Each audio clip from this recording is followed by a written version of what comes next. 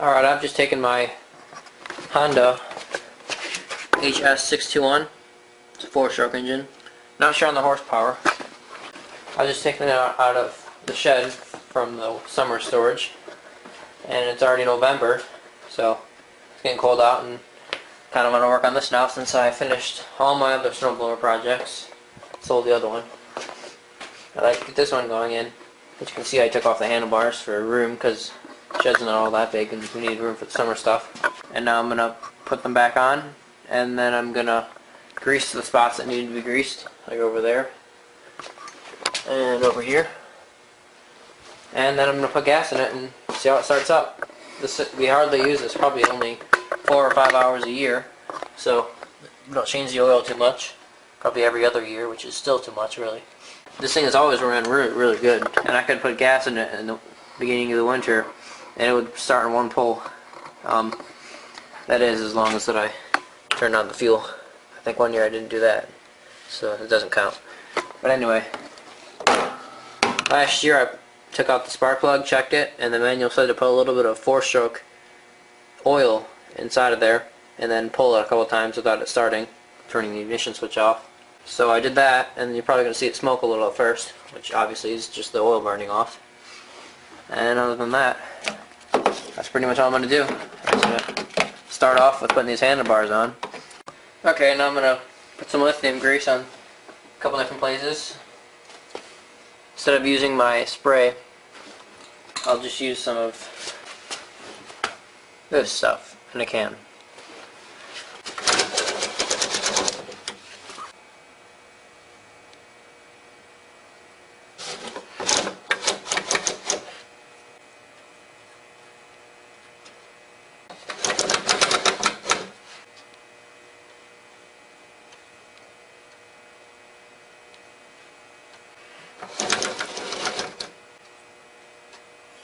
Okay, like that. I may have been a little excessive on it, but it's better to put a little too much than not enough. And the next place I'm going to be putting it is right there.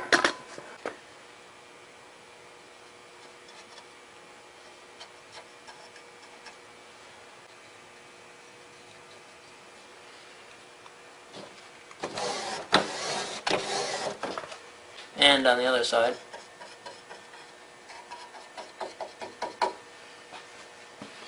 And on the insides. No, you can't see it, but you get the idea.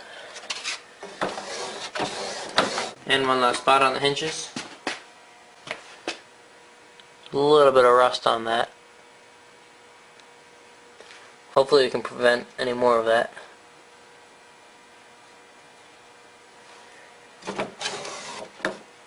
And a little up here. And I'll put a little bit of oil.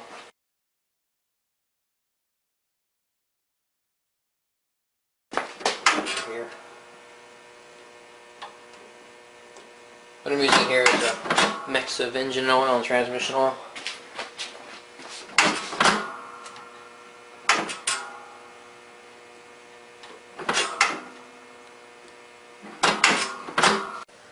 Alright, and I thought I'd also check my belt here and the tensioner. Just make sure that it's putting enough tension on this belt here. Check it for cracks and wear. And then it turns without any serious bumps in it. That's good. But the belt does wear over time. As you can see, a lot of dust from the belt on there. I'll just clean that up before putting it back on. But that's another thing I thought I'd check. Alright, now I'm just going to fill it up with some fairly new gas.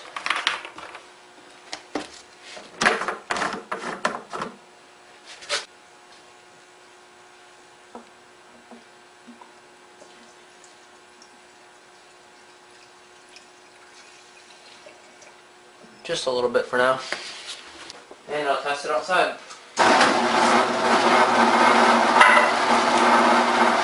Off the choke. Engine engine switch on, and the fuel on.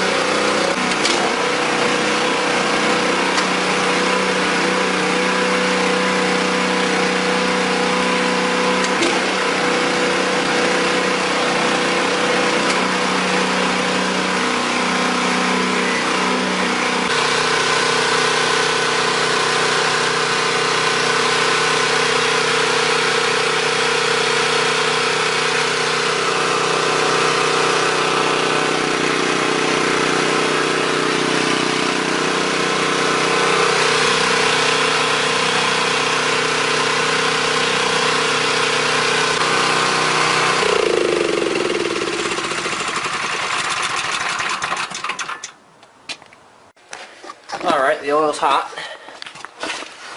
Check the level.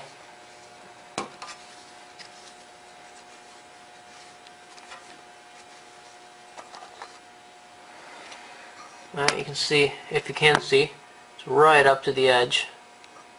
Just where it's supposed to be. I don't know why they gave us the one with the dipstick. You can't use it when it's like this. But yep, it's full. And it looks fairly clean. I think we changed it before last winter. So we've only used it once since we've changed it. Shuts fairly tight. Now I've never been able to locate the air filter on here. I bet there isn't one. Probably just a heater box, like all the other ones I've worked on. I'm not too familiar with this one. So when I turn this off, I'm going to switch the fuel to the off position and let it run dry to the carburetor so that it doesn't gum up.